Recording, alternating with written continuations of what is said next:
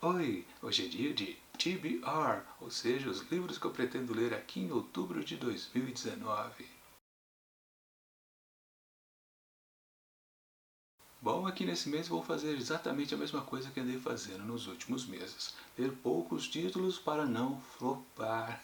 É uma meta praticamente dos últimos 6, 8 meses aqui de 2019. Porque assim, eu ando prometendo ler e acabo não cumprindo. Vai fazer o que, né?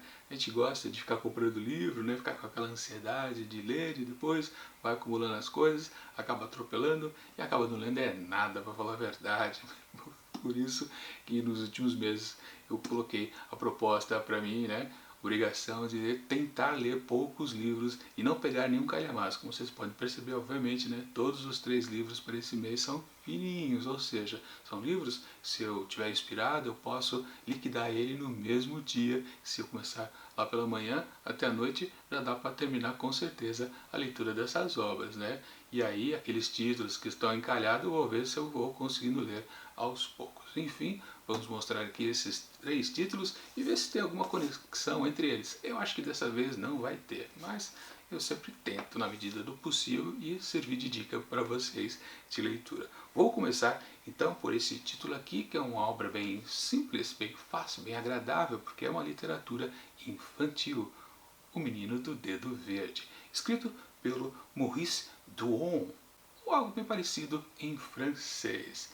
É um título que muita gente conhece, pois é bem sonoro, né? O Menino do Dedo Verde, essa capa verde também chama atenção quando você olha nas livrarias por aí. Claro, eu comprei através da Amazon, funciona bastante por lá, né? Eu lembro que na época que eu estava tentando comprar, tem a versão em capa dura e essa aqui em capa comum. A capa dura sempre estava um precinho um pouco mais salgado e um dia que apareceu justamente a promoção de opção na capa comum, eu aproveitei e fisguei imediatamente, porque na verdade é o tipo de edição que não tem lá muita coisa a mais, a não ser o próprio fato de ser uma capa dura. Mas enfim, é um clássico infantil mundial, todo mundo já leu esse livro, ou muita gente já leu, né? E por isso que ele é bem famoso. Vamos ver se aqui temos uma indicação para quem não conhece essa história. Clássico da literatura infanto-juvenil, O Menino do Dedo Verde encanta gerações de leitores no Brasil e no mundo há pelo menos 5 décadas, com a mensagem de esperança do menino que transforma tudo o que toca. A mágica história de Tisto,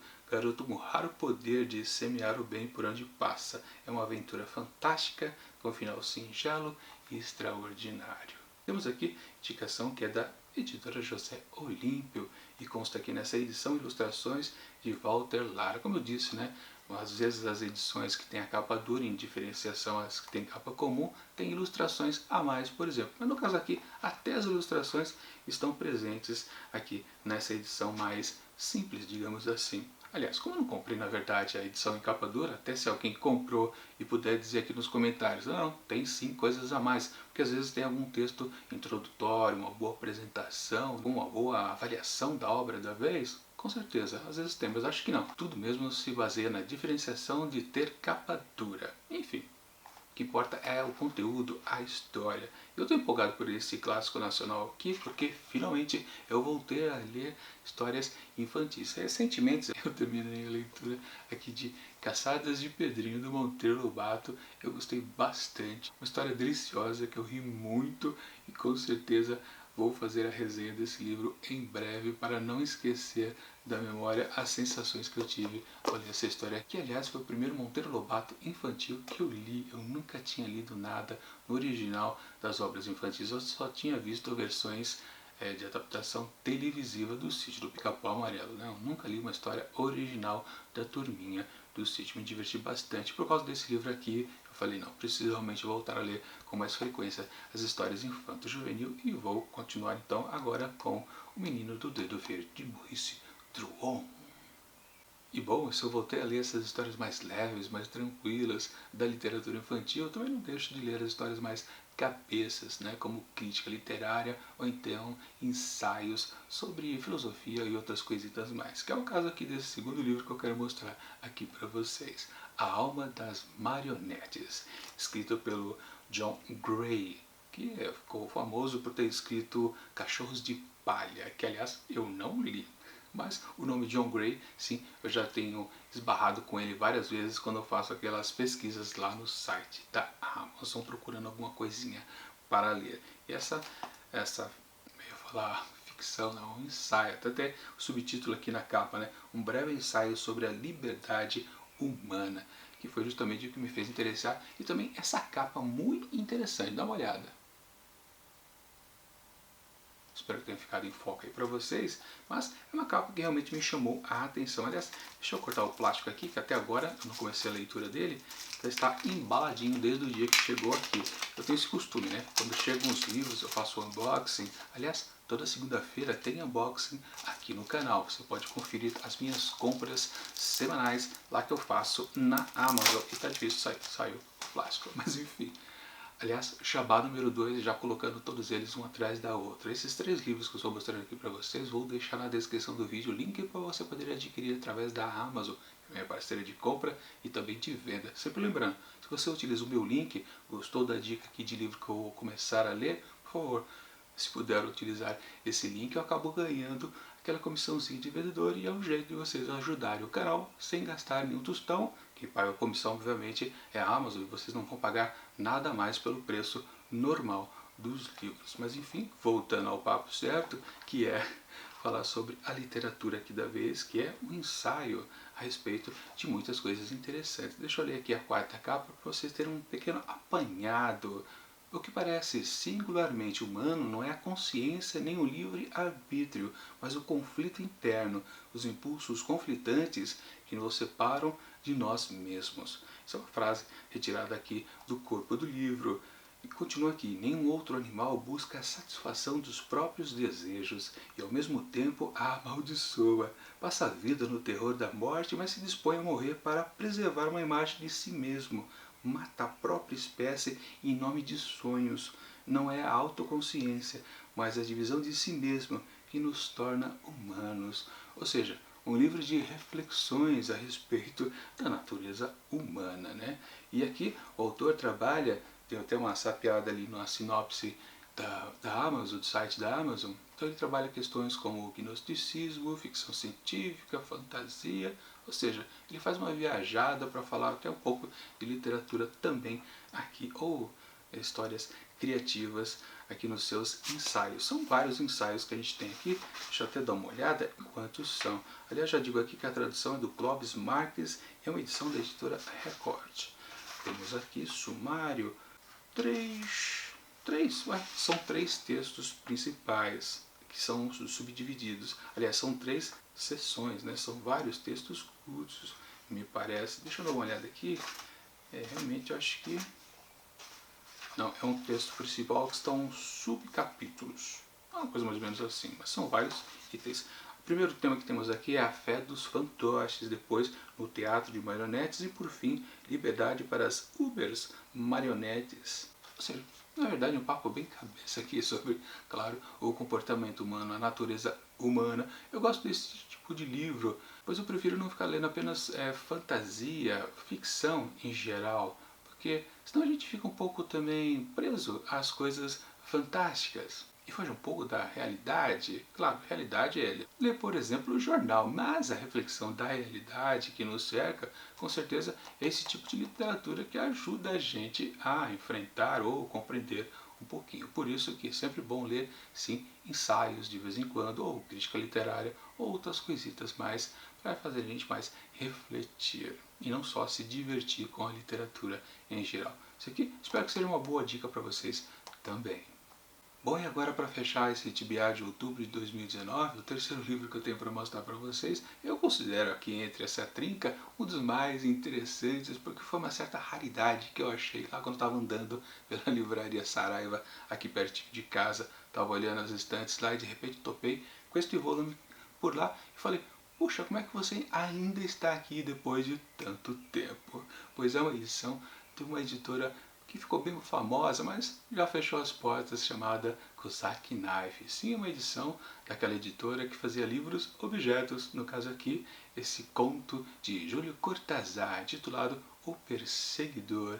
E é uma obra que realmente me caiu o queixo quando eu percebi lá perdidão nas estantes daquela unidade da Sarah. Eu falei, por que isso ainda existe por aqui? E estava bem baratinho, eu tive que comprar.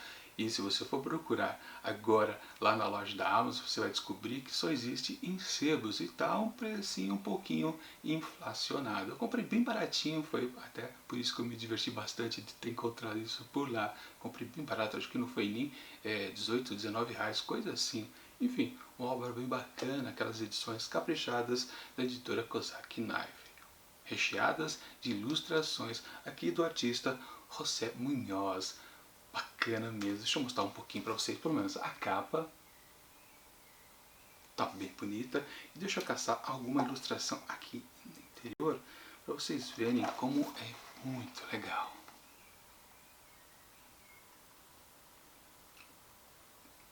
Fala a verdade, é muito interessante essas edições.